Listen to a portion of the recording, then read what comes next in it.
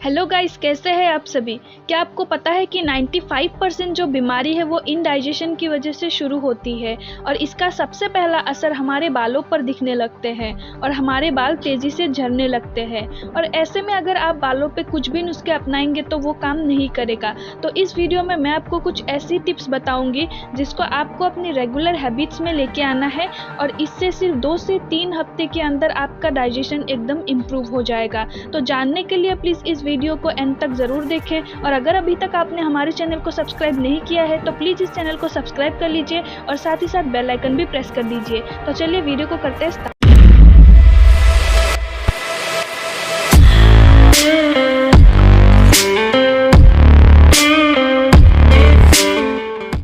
Tip number 1, morning उठते ही सबसे पहले बिना मुंह धोए आपको गुनगुना गर्म पानी पीना है। जितना ज़्यादा पानी पी सकते हैं उतना ही फ़ायदेमंद होगा। अगर आप चाहे तो इसमें नींबू का रस या फिर अदरक का रस या फिर एलोवेरा जूस या फिर काली मिर्च कुछ भी मिक्स करके पी सकते हैं। गुनगुना गर्म पानी पीने से जो हमारे इंटरनल ऑर्गन हैं वो एक्टिव हो जाते हैं, वहाँ पर ब्लड सर्कुलेशन अच्छे से होने लगता है जिस वजह से डाइजेशन प्रोसेस इम्प्रूव होता है। साथ ही साथ जो टॉक्सिन्स है वो फ्लश आउट हो जाते हैं और हमारा पेट भी क्लियर रहता है। टिप नंबर 2, डाइजेस्टिव सिस्टम को सही से फंक्शन करवाने के लिए हमें हमारा इंटरनल ऑर्गन को एक्टिव करना पड़ेगा, जिसके लिए मैंने आपको पहले ही बताया है कि सुबह उठते ही गर्म पानी पीना है। इसके लिए दूसरे नंबर पे आते हैं, रेगुलरली कम से कम 5 से 10 मिनट आपको कपालभाति करना है। अगर आप उससे ज़्यादा कर सकते हैं तो ज़्यादा बेनिफिट होगा। टिप नंबर 3, जो कि बहुत ही इम्पोर्टेंट है, अगर आप मॉर्निंग काम पर निकलते हैं तो आपको ज़्यादा से ज़्यादा वेराइटीज़ की खाना खाना चाहिए, क्योंकि हर एक फूड में अलग अलग न्यूट्रिशंस मौजूद होते हैं। तो आप भरपूर न्यूट्रिशंस ले पाएंगे और आप दिन भर एनर्जेटिक महसूस कर पाएंगे। कभी भी मॉर्निंग का जो ब्रेकफास्ट है उसको स्किप नहीं करना चाहिए और कभी भी खाने को जल्दबाजी में ना खाएं, उसको अच्छे से चबा कर खाएं ताकि 50% जो डाइजेशन है वो मुंह में ही हो जाए। टिप नंबर 4, जो कि बहुत ही इम्पोर्टेंट है और ज़्यादातर लोग इसमें गलती कर देते हैं, खाना खाते वक्त कभी भी पानी नहीं पीना चाहिए। या तो आप 45 मिनट पहले ही पानी पी लीजिए या फिर खाना खाने के 1 से 1.5 घंटे बाद पानी पी लीजिए, क्योंकि जब हम खाना खाते हैं तो डाइजेशन प्रोसेस स्टार्ट होता है और डाइजेशन प्रोसेस में क्या होता है, जो इंटेस्टाइन और पेट है यहाँ पर ब्लड फ्लो ज़्यादा होने लगता है, क्योंकि ब्लड का काम है न्यूट्रिशंस को कलेक्ट करना। तो वहाँ पर वो एरिया गर्म होना चाहिए ताकि ब्लड फ्लो अच्छे से हो। और जैसे ही हम पानी पीते हैं तो वो एरिया ठंडा हो जाता है, ब्लड फ्लो कम हो जाता है, जिस वजह से खाना डाइजेस्ट नहीं हो पाता और वो खाना सड़ने लगता है। तो इसलिए खाना खाते वक्त कभी भी पानी नहीं पीना चाहिए। टिप नंबर 5, फाइबरस फूड ज़्यादा से ज़्यादा खाइए। आपका जो डेली डाइट है उसमें 30 से 40% फाइबरस फूड होना ही चाहिए। फाइबर क्या करता है, जो पेट में कचरा जमा है या फिर जो ऑयली फूड चिपक जाते हैं उसको साफ करने का काम करता है। फाइबरस फूड में आप ग्रीन लीफी वेजिटेबल्स ज़्यादा से ज़्यादा खाइए और फ्रूट्स जैसे कि आम, केला, पाइनएप्पल, इन सब में फाइबर भरपूर मात्रा में पाए जाते हैं। फाइबर क्या है? अब देखिए, फाइबर आप जो भी प्लांट बेस्ड फूड खाते हैं तो उसका एक वो पार्ट है जो कि कभी भी डाइजेस्ट नहीं होता है। अब इसीलिए हम इसको फाइबर, रफेज और वेस्ट के नाम से भी जानते हैं। अब जैसा कि इसका नाम रफेज है, वेस्ट है, फाइबर है, तो इसका मतलब ये बिल्कुल नहीं है कि आपको इसे नहीं खाना चाहिए। मैं बल्कि आपको एक बात बता दूं कि फाइबर आपकी डेली की डाइट के लिए वेरी वेरी इम्पॉर्टेंट है, यानी कि आपकी डेली की डाइट में होना चाहिए।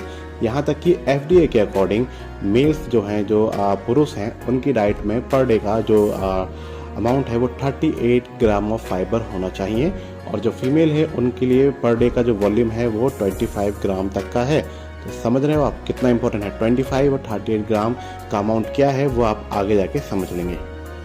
फाइबर 2 तरीके के होते हैं, पहला सॉल्युबल फाइबर, दूसरा इनसॉल्युबल फाइबर।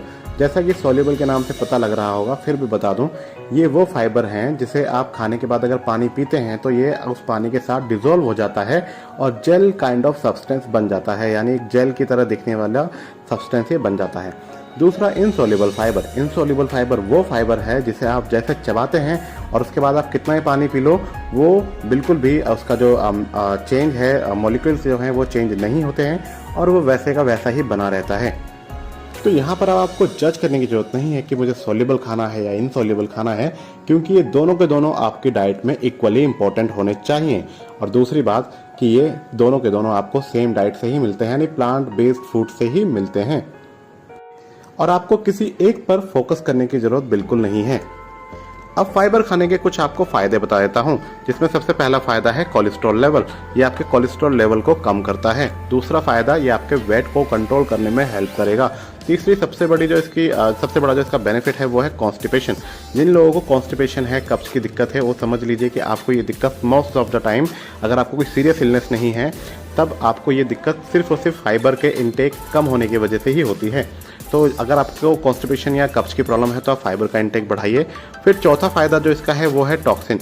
ये आपके बॉडी के अंदर के जो टॉक्सिन्स हैं उनको बाहर निकालता है, स्पेशली जो आपका लार्ज इंटेस्टाइन है वहाँ से सबसे ज़्यादा हेल्प करता है बाहर निकालने में टॉक्सिन्स को। फिर पांचवा जो है ये है जो आपका ब्लड शुगर लेवल है उसको कंट्रोल करने में हेल्प करता है। स्पेशली मैं यहाँ पर बात कर रहा हूँ डायबिटीज़ के उन पेशेंट्स के बारे में जो खाना खाने के बाद जो आपका ब्लड स्पाइक होता है ना, जो ग्लूकोज लेवल स्पाइक होता है, ये वहाँ पर बहुत हेल्प करता है। इसका रीज़न ये है कि आपको मैंने पहले ही बताया वीडियो में कि फाइबर जो है वो डाइजेस्ट नहीं हो पाता। तो जब आप फाइबर के साथ कुछ ऐसा प्रोडक्ट खाते हैं, कोई भी ऐसी चीज़ खा रहे हो खाने में जिसकी वजह से आपका शुगर लेवल बढ़ जाता है, तो फाइबर जब जो सोल्यूबल फाइबर का पार्ट होता है वो उस चीज़ को कवर कर लेता है अपने जेल से, जिसकी वजह से ये उस चीज़ को भी सही से डाइजेस्ट नहीं होने देता।